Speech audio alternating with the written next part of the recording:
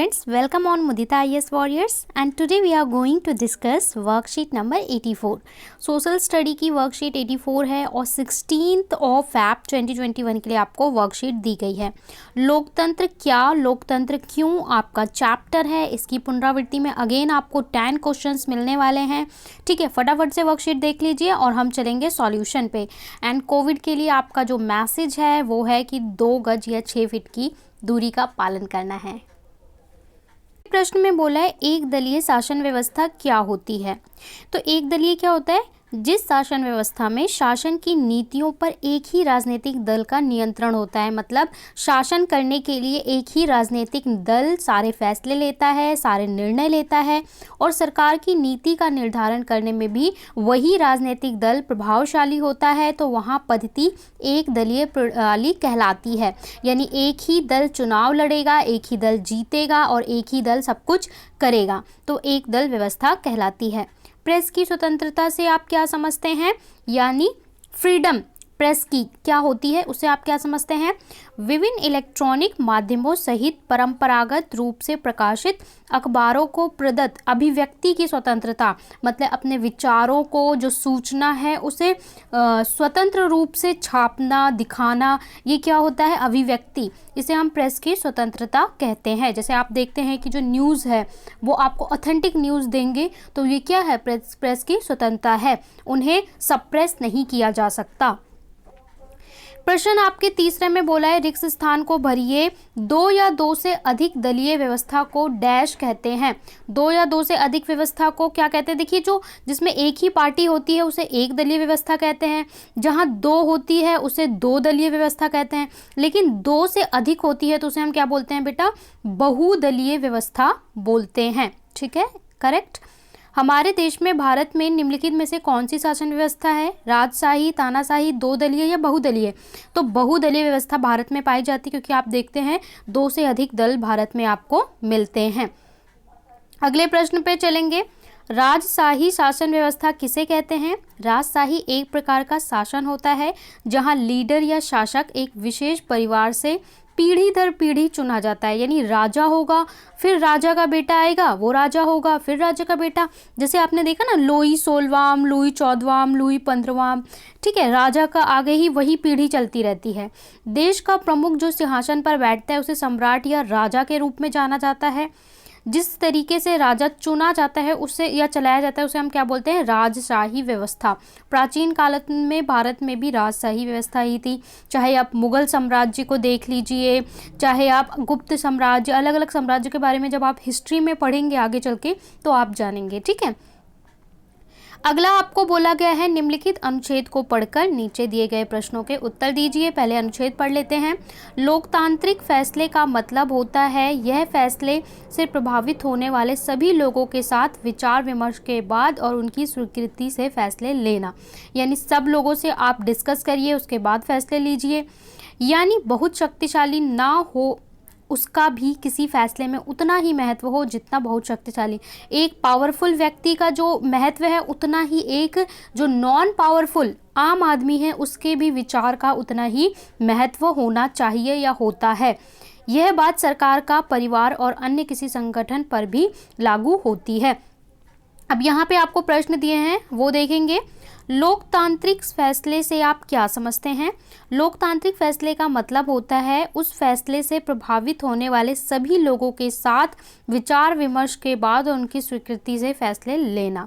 ये होता है लोकतांत्रिक फैसले, मतलब सबके विचार विमर्श और सबकी स्वीकृति के बाद फैसले लेना क्या कहलाता है? लोकतांत्रिक फैसला। इसका दूसरा प्रश्न में बोला है लोकतांत्रिक फैसले से विचार विमर्श क्यों जरूरी है? ताकि सभी वर्ग के लोगों के विचार को महत्व दिया जा सके, चाहे वो पावरफुल हो, शक्तिशाली हो या शक्तिशाली ना हो। तीसरे में बोला है अपने पारिवारिक अनुभव के आधार पर बताइए लोकतांत्रिक फैसले लेने के क्या लाभ हैं? लोकतांत्रिक फैसले लेने के निम्नलिखित लाभ हैं। समाज के सभी वर्गों के लिए अवसर, लोकतंत्र में सबके हितों के बारे में सोचा जाता है, उसके बाद डिसीजन मेकिंग होती है, तो यहाँ सभी वर्ग के लोगों को बेनिफिट मिलता है। लाभकारी योजनाएं जैसे लड़कियों के लिए लाडली योजना, अपने परिवार में आपने देखा होगा कि अगर आप सरकारी स्कूल में पढ़ते हैं तो लाडली स्कीम होती है, जिसके जरिए बच्चा, जब लड़की 18 साल की पूरी हो जाती है तो उसे एक निश्चित राशि दी जाती है, ठीक है। तो ये, इसके अलावा और भी सुकन्या समृद्धि योजना, इसके अलावा बहुत सारी ऐसी योजनाएं हैं जो आपने देखी होंगी, लोकतंत्र के कारण बनी है, जिससे सभी वर्ग को बेनिफिट दिया जा सके। दैनिक जीवन में लोकतंत्र का एक उदाहरण दीजिए। तो मतदान करना दैनिक जीवन में लोकतंत्र का एक सर्वोत्तम उदाहरण है। दैनिक जीवन में आप देख सकते हैं कि आप सभी को वोटिंग का राइट होता है, जो भी 18 साल के ऊपर हो चुके हैं उन सभी को होता है। आप लोग भी आफ्टर 12th आराम से अपना मतदान कर पाएंगे। क्वेश्चन 7वें में बोला है, प्रेस की स्वतंत्रता देश में लोकतांत्रिक माहौल को बनाए रखने में कैसे अपनी भूमिका निभाती है। तो प्रेस की स्वतंत्रता देश में लोकतांत्रिक माहौल को बनाए रखने में निम्नलिखित तरीके से भूमिका निभाती है। नंबर 1, नंबर 2, मैंने यहाँ पॉइंट डालना भूल गई हूँ। प्रेस सरकार के कर्तव्य एवं दायित्व समय समय पर याद दिलाती है। जो सरकार है वो कई बार बोलती है हम ये कर देंगे, वो कर देंगे, बहुत सारे, और संविधान में भी सरकार को क्या करना चाहिए वो लिखा है, गाइडलाइंस। तो प्रेस क्या करती है, प्रेस, मीडिया, अखबार, वो सरकार को उनके क्या कर्तव्य है, दायित्व है, वो याद दिलाती है जब वो पावर में आ जाते हैं कि आपको ये करना है, आपने ये कहा था, और जनता के सामने सरकार के जो भी काम है उन्हें रखती है, जिससे आप अपने स्वतंत्र विचार बना सकें। प्रेस जनता के समक्ष सरकार द्वारा बनाई गई नीतियों का अवलोकन करती है कि सरकार ने कोई योजना बनाई, नीति बनाई, तो उसे आपके सामने लाती है और बताती है ये चीज़ ऐसी है, जिससे सरकार के मन में एक भय रहता है कि अगर वो गलत तरीके से काम करेगी तो उसे हटाया जा सकता है। तो ये लोकतंत्र को मजबूत करने में, इसलिए लोकतंत्र का चौथा स्तंभ या 4th पिलर भी कहा जाता है प्रेस को, ठीक है। अगला क्वेश्चन देख लेते हैं, महिलाओं के विकास में लोकतांत्रिक शासन व्यवस्था की क्या भूमिका रही है। महिलाओं के विकास में लोकतांत्रिक शासन व्यवस्था की निम्नलिखित भूमिका रही है। नंबर 1, महिलाओं को वोट करने का अधिकार प्राप्त हुआ।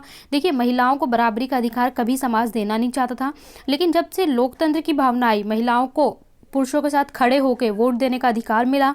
मौलिक अधिकारों के तहत महिलाओं को शिक्षा का अधिकार मिला।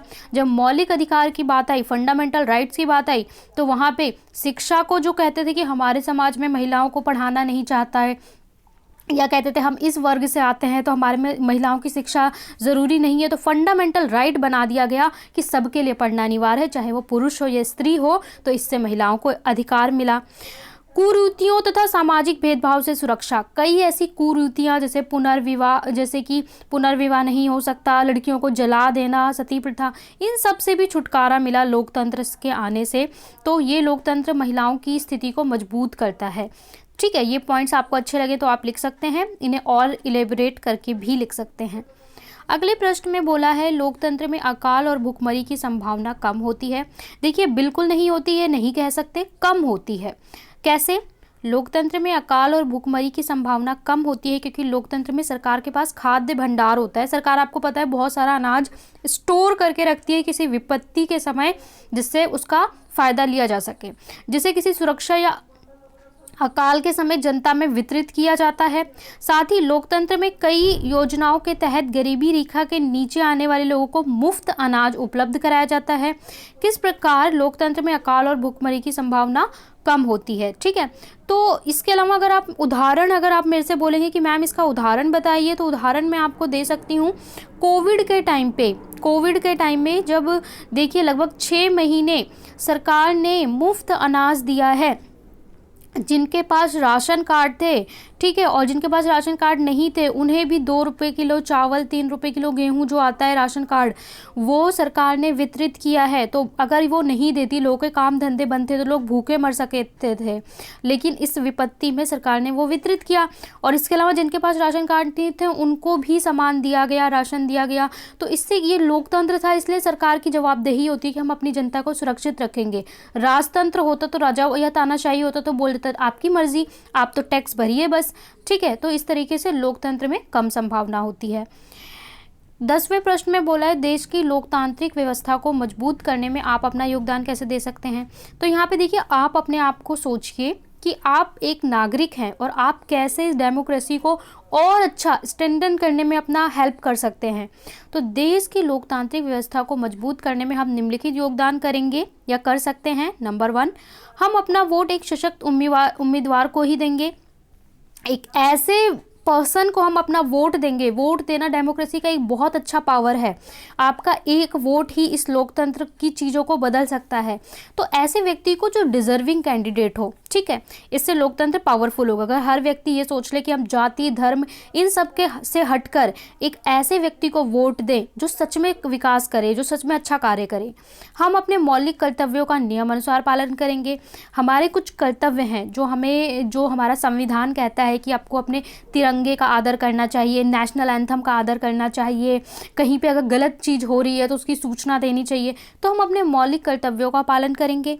हम सभी को उनके मौलिक अधिकारों के विषय में बताएंगे ताकि उनका उत्पीड़न ना हो। समाज में कुछ ऐसी लोग हैं, स्त्रियां हैं जो शिक्षित नहीं है, तो हम उन्हें मौलिक अधिकार बताएंगे कि भाई उत्पीड़न नहीं सहना है, आपके पास ये मौलिक अधिकार है, फंडामेंटल राइट है। तो अगर हम इतना भी कर लेते हैं तो हम अपने लोकतंत्र के लिए बहुत अच्छा काम कर पाएंगे। तो इसके अलावा आप और क्या करना चाहेंगे अपने डेमोक्रेसी के लिए, वो भी आप कमेंट में लिखिए।